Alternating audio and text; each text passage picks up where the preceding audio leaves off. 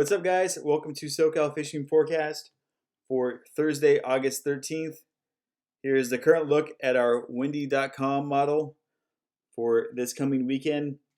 Continuous light northwest winds Thursday and Friday with a little bit more aggressive pace towards the weekend. This is going to be causing continuous eddy flow like we've had for the majority of summer. Overcast morning skies, hazy afternoons, and this light northwest wind swell that never seems to fade away. At the moment, it looks like the majority of the larger and more stiffer wind is going to be on the west side of San Nick Island, but that's not going to keep the wind swell from flowing more to the east side. So please be prepared to be annoyed with that. Currently, there is going to be a south swell that's already active in the water this evening through the majority of the week, and this is going to cause a little bit more of that washing machine effect, so to speak. On top of that, compiled with the wind, so it's going to be bumpy. It's not going to be nautical as of now, but please keep that in mind. Fishing. It's going to be an interesting week, guys. Unfortunately, the charts are worthless, so you're going to have to play it a little by ear here. As far as fishing goes, we've had this continuous wind that we've been talking about all week with this eddy flow, and what it's doing is it's driving, the wind is driving on the outside. It starts making this Coriolis effect curve towards the west, or east, towards the east, and that drives upwelling.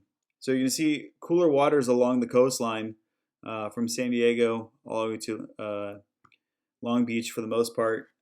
So don't think that you're going to be seeing that 72-degree water that's been compiling in the inner waters of California at the moment. So much more of this eddy flow here for the rest of the week. As far as fishing goes, starting last Sunday afternoon, there's been a large body of fish basically in this general area on the backside of Catalina, from the 172 to below the Farnsworth, and 10 miles west. There's a large biomass, a majority bluefin in the 20 to 40 pound class, occasional 50. These fish are getting bit on sardine with a number 2 up to a 2-watt hook, depending on what you're feeling. On 20 to 30 pound tests is going to be the safe way to go. But there's a large body of fish here, and also a large body of sport boats. Unfortunately, this is the hot bite at the moment in most of Southern California. So the sport boats from San Pedro, from Newport, from Dana, Oceanside, all the way down to San Diego have been targeting this area, and it's becoming quite crowded. Among those sport boats, private boaters as well. There's been some pretty obscene pictures floating around of private boaters being next to sport boats. It's one big ocean, guys. So please make sure that you spread out. You use your best judgment. If you're setting up and you find a spot of fish, and you're directly downhill of a sport boat, he's going to float into you faster. So please make sure you give yourself some room in this area, and it's going to be really frustrating, especially these are bluefin for the majority, not yellowfin. So they're going to be a little bit boat shy. Most of these fish are being found on sonar, so don't be expecting to see a bunch of breezers and driving through these areas. This is going to be a drive slow, look around, check your sonar, find the fish, keep chum them heavy, and a little bit of a plunker bite. But once you get them to stick to you, they're going to start to go. But like I said, if you see a bunch of boats parked up, please don't drive through the middle of them. Please don't drive near sport boats. Please don't drive near each other. Don't run each other's lines over. This is not one of those wide open things. You're still going to have to work for it, okay? So please do yourselves a favor. I mean, we got a lot of square nautical miles of fish here that are reacting to this bite. So please spread out and be kind to others on the water. As far as the rest of Catalina goes, there's some interesting fishing going on. There is a yellowtail bite still on the backside on the east end also. And these fish, for some reason, are really kind of cued in the mackerel. So if you can get a nice, lively few mackerel in your tank, that might change your day of fishing from just catching bass, bonito, and barracuda to really dialing in on some yellowtail.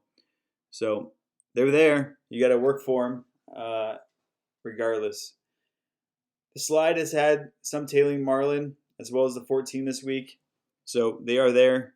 Please be careful and be aware of other boats in the area if they are trolling for them, to make sure you're looking out for each other and not just watching your wake.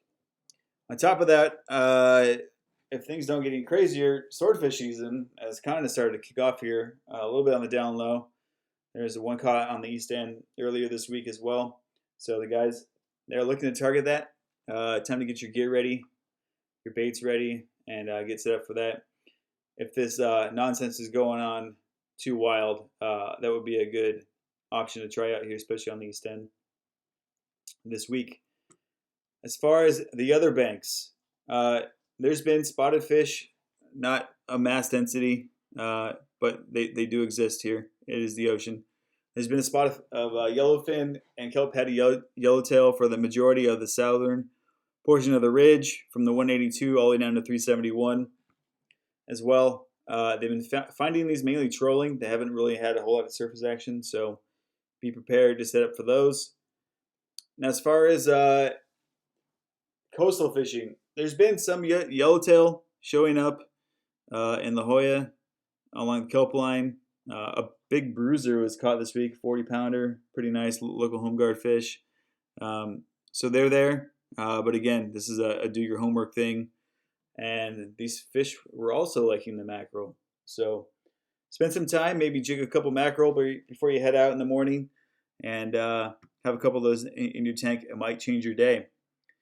San Clemente Island has had some pretty wild fishing on the east end here, particularly in the sea zone.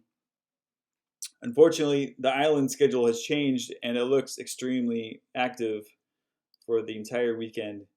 So if you had plans to go fish there, it looks for the next week it's remarkably active, which happens, unfortunately.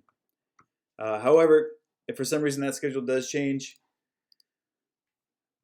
Persing Rock area has produced some pretty quality yellowtail fishing along with good bass fishing, and some guys are fishing there on Monday, and lo and behold, the bass yellowtail bite turned into a bluefin bite, quarter to half mile off the beach. So fish are still there, they're still around. Unfortunately, no one has seen these big bruiser 100 plus pound fish in a while. As far as where they went, no one spotted them yet. But Cortez, no one's been there in a couple weeks. That's definitely an option. The Nick Island is always an option. And these fish could be moving up further up the channel into Channel Islands. So we'll keep an eye out. We'll report any news that we have. But it's going to be a busy weekend out there, guys. As far as conditions go, nautical-wise, inshore waters, be prepared, for that west wind swell and that south swell that's currently in the water, washing machine effect. The wind does appear to be okay and more of a nuisance, but not nautical. So have a great weekend, guys. Be safe out there on the water. Give yourself some room. And always remember that fish have tails. They swim. And you're better off fishing alone by yourself, away from the fleet, than you are bunched up. So enjoy yourselves, guys. Take care.